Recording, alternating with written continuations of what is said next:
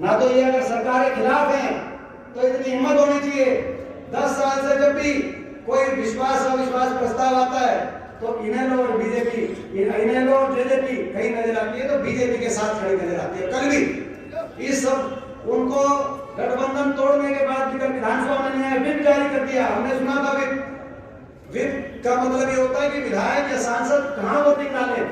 ये तो व्हिप सुना था कि भाई सरकार के खिलाफ डालो या सरकार के पक्ष में डालो। कल एक नया व्हिप आया कि विधानसभा में जाओ ही मत, जाओ ही मत, ना जेजेपी गई ना ही लोगे।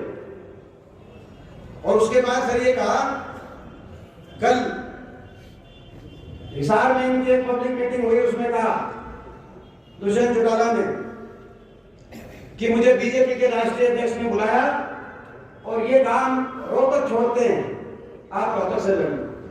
और मैंने उनको फिर ये कहा कि भाई मैं गठबंधन छोड़ता हूं, आप या तो 5100 की पेंशन लागू करो। बहुत जल्दी याद आ गई 5100 की पेंशन की बात।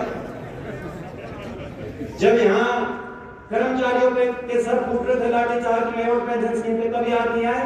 सरपंचों के सर फूट रहे थे, तब याद नहीं आई। मनरेगा के मजदूर पे जब लाठीचार्ज हो रही थी, तब याद नहीं आई। जब 750 किसान आंदोलन में जिनकी जान चली गई, तब याद नहीं आई।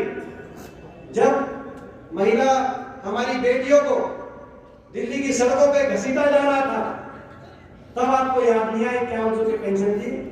आपको जब उन्होंने कहा कि रोहतक छोड़ रहे हैं आपके लिए, तो आपको 5100 की पेंशन भी याद आ गई, कि हम गठबंधन छोड़ते।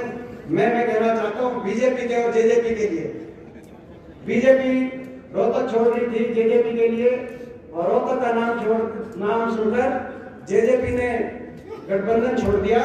लेकिन आप जानते हो, जब तक जीवन की आखिरी सांस रहेगी, आपके आशीर्वाद को हम नहीं छोड़ सकते। ये मैं आपको कहना चाहता हूं। हम तो जब देखो समय कैसा भी रहेगा, सत्ता में भी रह सकते हैं, विपक्ष में भी रह सकते हैं, सरकार में भी आपने देख लिया, विपक्ष में भी आपने देख लिया।